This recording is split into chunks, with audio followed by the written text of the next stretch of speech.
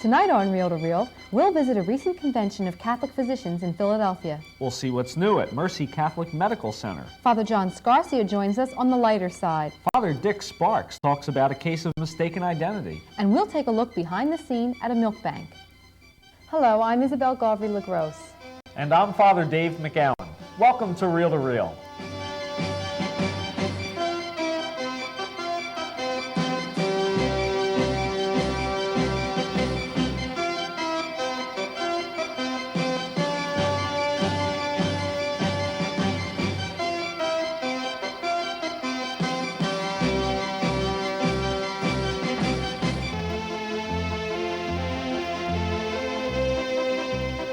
Welcome to our first show for 1985. We've recently been exposed to the situation in Ethiopia and throughout Africa, which finds millions going hungry. To a lesser extent, we hear of hunger in our own country. Tonight in our first feature, we'll be looking at a unique hunger problem which strikes newborns, regardless of where they live.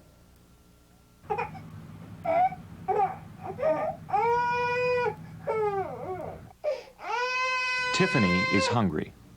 But even though there's a lot of food in the refrigerator, her mother will not feed her any of it. One person asked me what country she came from. And I said, Columbia County. And he said, is this child abuse? And I said, no. This is disease. We found out that something was wrong the first week of her life. I had a sick baby. For Tiffany, food is poison. She had totally refused to eat anything. She would not take a formula anymore. It was making her so ill. She was telling me herself, please don't give this to me anymore. Feed her the wrong thing, and at best, this 13-month-old baby will react violently and suffer extreme pain. At worst, she'll suffer and then die.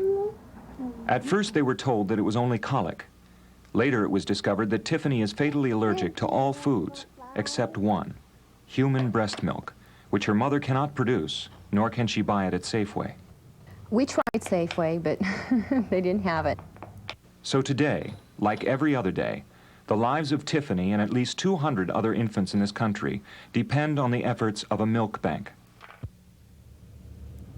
Maria Mathieson runs a small milk bank near Albany, New York. 6 years ago, after the birth of her third child, Maria was nursing and had a lot of extra milk. I was putting it in the freezer and giving it to my older children as chocolate milk. My sister heard an appeal over the radio at college that a baby down on the island needed breast milk to survive. That night, the state police and the conservation department transported the 5 gallons of milk down to the island for the baby. Because of Maria's milk, the baby survived. The episode caught the attention of local newspapers, and before long, the calls started coming in. We turned around and we had 5 babies. There was Tanya. She was almost 2 years old. She was the size of a 2-year-old. She weighed 13 pounds, which is less than most 6-month-old babies weigh. She looked horrible. And we have another child, Melissa, who when I held her for the first time, I felt these rocks between her thigh and her knee, and between her knee and her ankle. And those rocks were the only flesh that was on her legs. Assuming that hospitals or the Red Cross would soon take over the responsibilities, Maria started her nonprofit milk bank, and she called it Milk for Life. Little did she know what she was getting into. For example, there's the daily milk run to pick up the breast milk from the donors. Our driving records are huge. We do a minimum of 50,000 miles a year. We have had fender benders in the snow. We have driven through blizzards. We have driven through rainstorms. The milk has to be collected and the milk has to go out. And if it doesn't go out? A baby would go hungry, and a baby just might die. After the bottles full of milk are picked up from the donors, they're taken to a central freezer. Ann Mulford is the area coordinator for the milk bank. The milk does not come to a child unless the doctor has tried everything. We are the last-ditch effort. Any more? No, that's it. Then there's the mundane business of cleaning the baby bottles. May Gatto, besides driving over 1,000 miles a month, also every month washes up to 1,500 baby bottles by hand. This week, May washed close to 500 bottles. She's also helped with the testing, phone calls, picking up milk. She's just fantastic. There was a need for someone to wash bottles, so I became involved in picking up the bottles, bringing them home, washing them. It keeps me busy and out of mischief. After the milk has been taken to the Red Cross for testing, it's refrozen. Then it's driven to an airport where it'll be shipped out to the babies who are waiting for it.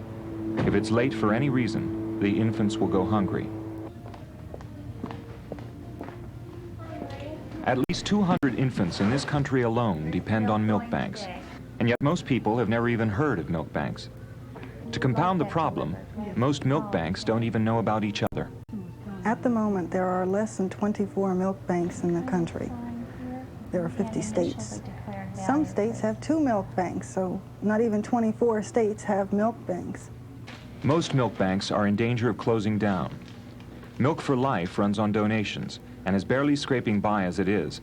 But on the 1st of January 1985, a new law goes into effect which could put them out of business. They'll be required to begin using one-piece bottles, which they simply cannot afford. They need donors and they need money.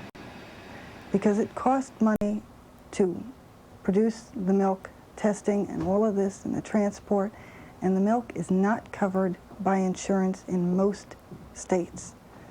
Pamela tried to get her insurance company to cover the cost of the milk, which runs $1.50 an ounce. Tiffany needs 40 ounces a day. That comes to $60 every day, or almost $22,000 a year. At first, her insurance company refused. Their reason? Breast milk is a food and not a prescription medicine. She appealed again. The second appeal was in for 3 months, and still no answer from them. In the meantime, there's days my baby is going hungry, literally hungry, because the insurance company wouldn't respond. One Sunday, in desperation, she called her church. They told me that they could not make such an announcement in church, asking if there were any nursing moms that were willing to donate a little bit of milk for Tiffany. They said if they did it for me, they'd have to do it for everybody. And I explained to them the dilemma that my baby needed milk that day. They told me, well, put an announcement in next week's bulletin. Finally, Pamela took her problem to a local TV show. Within less than 24 hours, my insurance company called and said they would pay for 80% of the milk. But they warned her that she was not setting a precedent. As mentioned earlier, Maria began her milk bank hoping the Red Cross or some other large organization would take over. They haven't. Maria suffers excruciating migraine headaches. During a recent milk run, May was in a car accident and required 14 stitches in her head. Anne and Maria both have children of their own to take care of. Why am I doing this? It's a very interesting question, because many times I think about that. We're put here on this earth to help one another, and I guess that's really where it's all at. You see these children, I've gotten to meet one of the babies. When I held that poor child, and it was all bone, your heart goes out to it. You can't do anything but get more involved to try to help them, because she's healthy and happy right now, and that makes it all worth it. We're a non-profit organization that needs breast milk for human babies. She threatens to quit every so often, but none of us can, because we can't say no to the babies.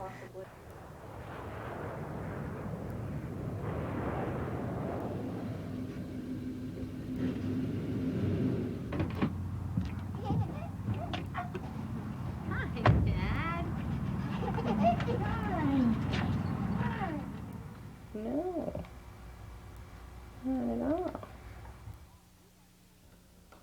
If you'd like more information about the Milk Fund, contact us here at Reel to Reel and we'll put you in touch. But now, have you ever been approached by someone who swore you were somebody else? Well, here's Father Dick Sparks with a classic case of mistaken identity. Recently, on a Sunday morning, I was standing out in front of church, vested as I am now, greeting people as they came out. A young boy, about 8 years old, a hydrocephalic child, mildly retarded, came running up to me, grabbed me around the waist affectionately, held on tight, looked up into my eyes and said, "I love you, Jesus." I got a lump in my throat. And immediately my head said, "Oh, that makes sense. You're wearing a white robe and you have a beard, like pictures in his Bible storybook. You're standing out in front of God's house. His mistake is understandable." But my heart wouldn't let it rest there. Two phrases kept gnawing at me. The old cliche, "out of the mouths of babes," and Jesus' prayer to his Father, "What you have hidden from the learned and clever, you reveal to the merest child." In a very real sense, you and I are called to enflesh Christ's presence, to make his love and peace touchable in our world. After all, as church, don't we call ourselves the body of Christ? That little boy let me off easy. My exterior appearance convinced him that I'm Christ-like. I wonder if people who meet me or you on the street or in the midst of a busy workday can see the Lord's love in our warmth, in the very way we live our lives. Out of the mouths of a babe, I learned what it feels like to step into the sandals of Jesus.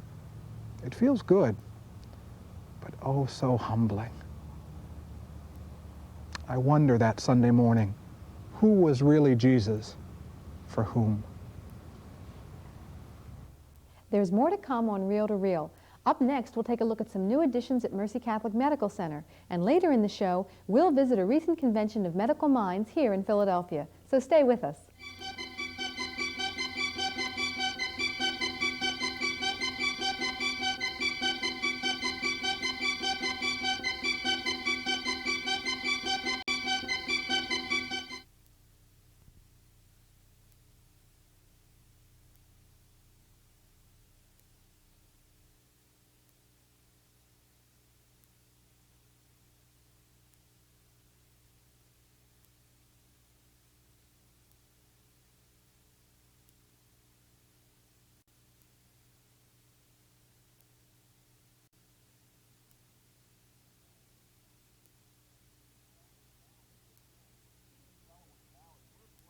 Here in the Delaware Valley, we're blessed with some of the finest medical facilities in the United States and in all the world.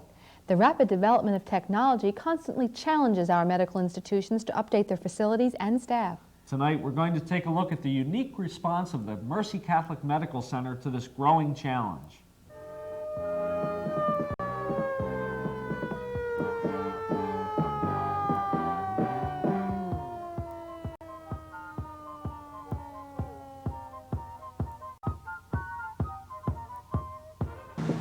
Emergency, code blue, intensive care. Words not usually associated with pleasant thoughts. Unless, of course, it's make-believe.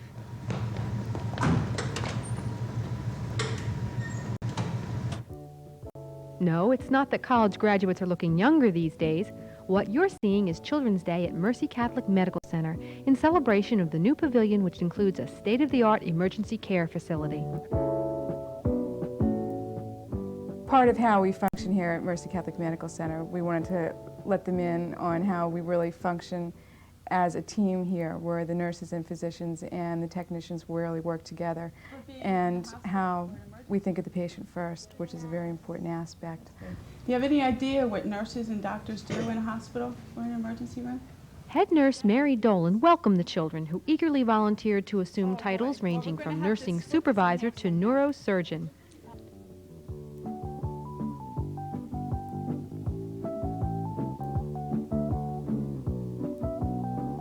I think it was wonderfully successful. I saw a phenomenal interaction between the adults and the children, and people seemed to almost lose their identity. Everybody was just working together.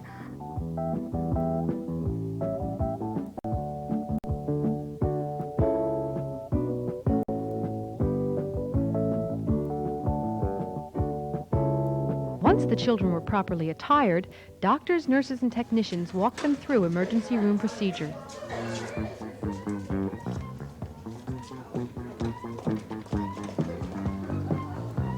One, two, three. Okay. Let's go cover. Okay, tell me when you hear it. And we need another IV in the other arm. I was a paramedic. He goes out, like, say someone had a heart attack or something at their home and they couldn't come and drive to the hospital. The paramedic would get a call and he'd go and get them and bring them to the hospital. The smiles and wonder revealed the children found the day very exciting, although there was some question as to the exact nature of some patients' problems.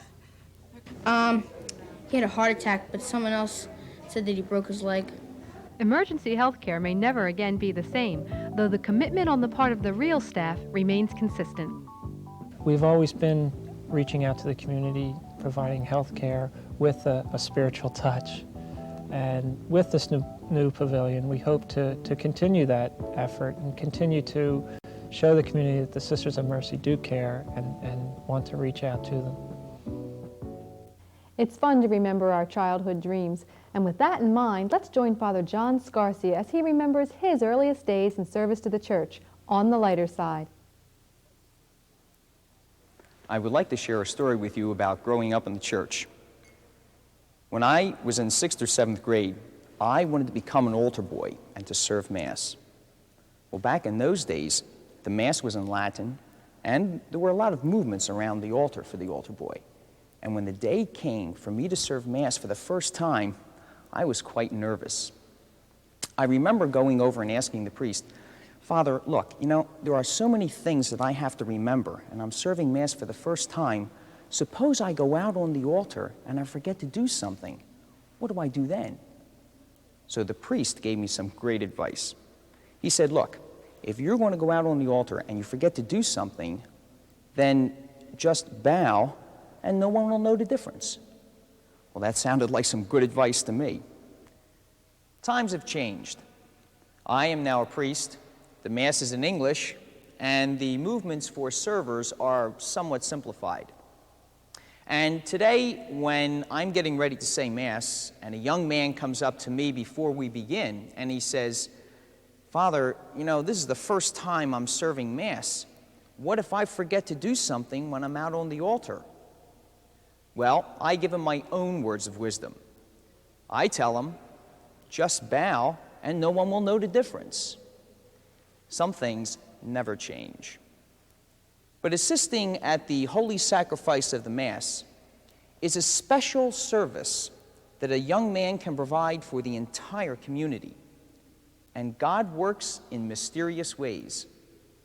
Many a young man may have perceived the stirrings of a vocation to the priesthood as he was standing at the foot of the altar and bowing. I can sure appreciate Father Scarcia's comments on nervous altar boys.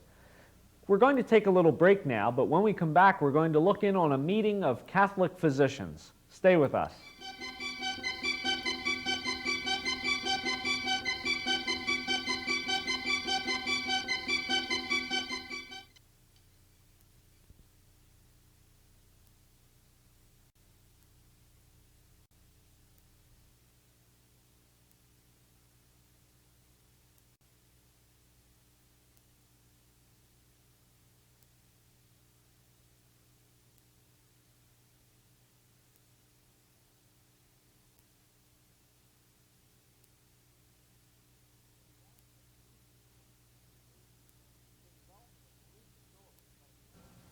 The development of new facilities, such as those we saw at the Mercy Catholic Medical Center, demands the ongoing development of the people who work in them.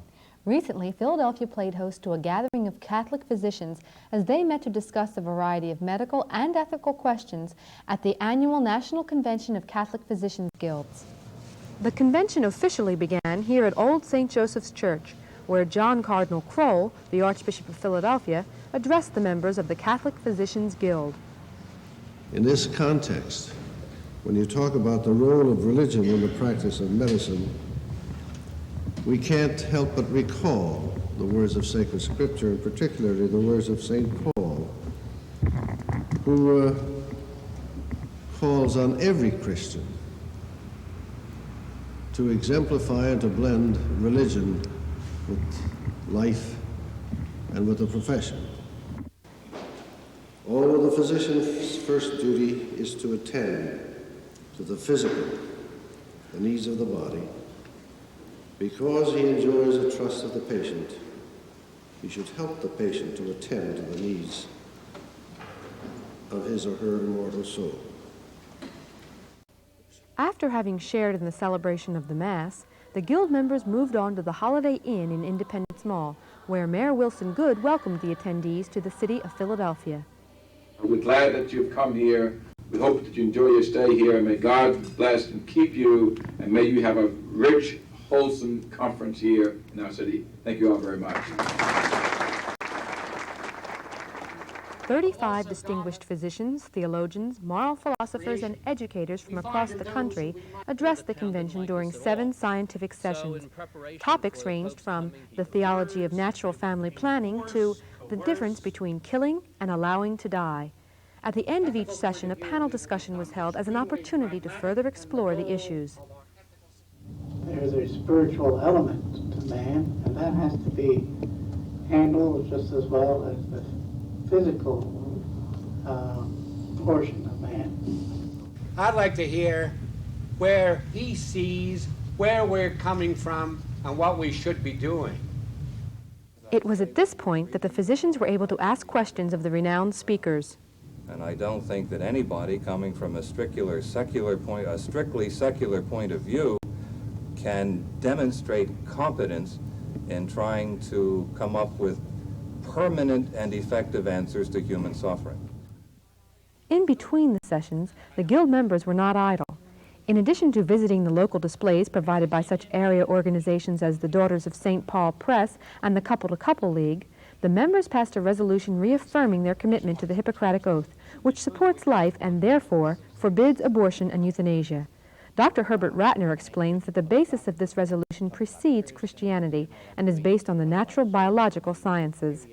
The fact is, at the time of fertilization, it isn't an individual dog, it isn't an individual cat, it isn't an individual camel, it's an individual human being. And that's the fact of medicine. The convention was a unique opportunity to get the views of leading Catholic physicians from across the country and to find out how the Guild and its conferences are helpful to them as Catholic physicians. The Guild certainly is very helpful in refreshing my mind as to the teachings of the church, teachings in medicine. I'm sure there's a great spiritual help, just getting together and meeting and thinking and discussing and praying together with other physicians. We come together to share our experiences, and socially that it is an organization that provides much needed knowledge and experience and learning for you. But does being a Catholic physician carry any special obligations or responsibilities? Yes, they do carry obligations and responsibilities. But that code of ethics that we follow actually makes it easier to practice medicine and not harder. The obligation of the Catholic physician is exactly the same as the obligation of any other physician. The Catholic physician, however, has an obligation based in charity, whereas the other physician's obligation is based in justice.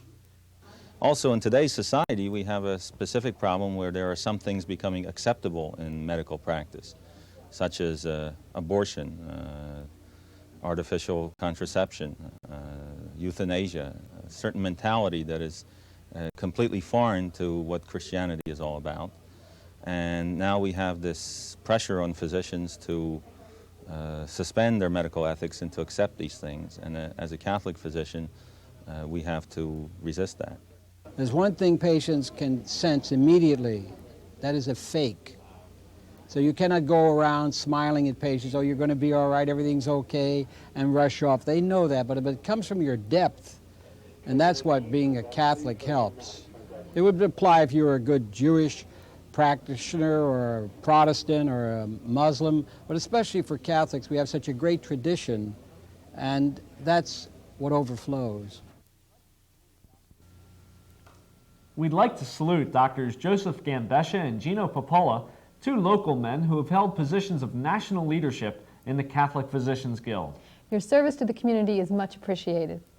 Next week on Reel to Reel, we'll talk with Mayor Wilson Good about his campaign for literacy. Mike Gallagher takes a look at the best movies of 1984. Father Tom Legere joins us for relationships. We'll have a profile of Drexel University student Joe Angelo.